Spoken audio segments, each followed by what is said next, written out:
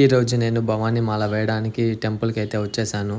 గత 2 సంవత్సరాల నుంచి అనుకుంటున్నాను భవానీ మాల వేయాలని, కానీ కుదరలేదు. ఈసారి మాత్రం పక్కాగా అయితే వేయాలని ఫిక్స్ అయిపోయాను.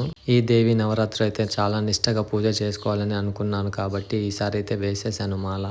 ముందుగా ఏ కార్యక్రమం చేసినా వినాయకుడిని దర్శించుకోవాలి కదా.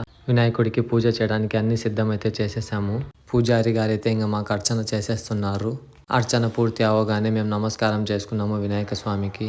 ఇంకా స్వామి వారు లేట్ చేయకుండా పూజ అయితే స్టార్ట్ చేసేసారు. అందరినైతే పూజారి గారు అడుగుతున్నారు మండలం వేస్తున్నారా అని. లేదు, మేము 11 days వేస్తామని అయితే స్వామి వారికి చెప్పాము. ఫైనల్గా పూజ అయితే కంప్లీట్ అయిపోయింది. ఇంకా నాకైతే స్వామివారు మాల అయితే వేసేస్తున్నారు భవానీ మాతాకి జై అంటూ. మీరు కూడా భవానీ మాతాకి జై అని కామెంట్ అయితే పెట్టండి. ఈ వీడియో చూస్తున్న ప్రతి ఒక్కరికి ఆ అమ్మవారి ఆశీస్సులు ఎల్లవెల్లలా ఉండాలని మనస్ఫూర్తిగా కోరుకుంటున్నానండి.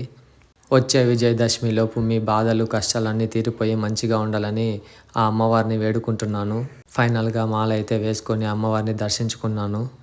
ఈ నవరాత్రుల్లో నేను ఏదైనా తెలుసో తెలియకో తప్పు చేస్తే ఆ అమ్మవారు క్షమించాలని మనస్ఫూర్తిగా వేడుకుంటున్నాను. ఈ నవరాత్రుల్లో జరిగే ప్రతి పాయింట్ టు పాయింట్ మీ అందరికీ తెలియజేస్తాను. నెక్స్ట్ వీడియోతో మళ్ళీ కలుసుకుందాం. బాయ్ భవానీ.